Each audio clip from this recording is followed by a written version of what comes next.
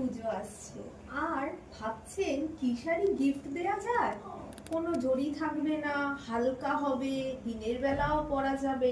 আজ তাই সেই কথাই ভেবে নিয়ে চলে এসেছি এইরকম এক শাড়ি, যেটা কিন্তু থাকছে পুরোটাই মুগার মধ্যে, একদম মুগার মধ্যে যাচ্ছে। খুব সুন্দর লোয়ার ইয়র্কে এরকম একটা জরির পাড়, তার সাথে ইউ ইউ করে মিনে কাজ করা ছোট সুন্দর একটা জরির কাজ, আর আপার ইয়র্কে যাচ্ছে কিন্তু একদম একটা সরু জরির পাড়। আর আঁচলটাতেও থাকছে কিন্তু সেই রকম একটা স্কার্ট বর্ডারের মোটিভ করে একটা খুব সুন্দর আঁচল।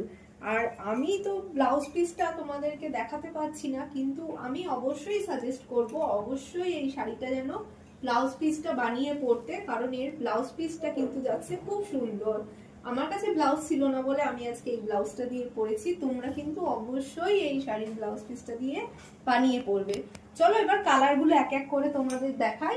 ফার্স্ট আমি যে কালারটা দেখাচ্ছি সেটা যাচ্ছে একদম বটল গ্রিন কালার, পুরো শাড়িটাই থাকছে একদম মুগার মধ্যে, একদম হালকা নরম, এটা যাচ্ছে বটল গ্রিন কালার।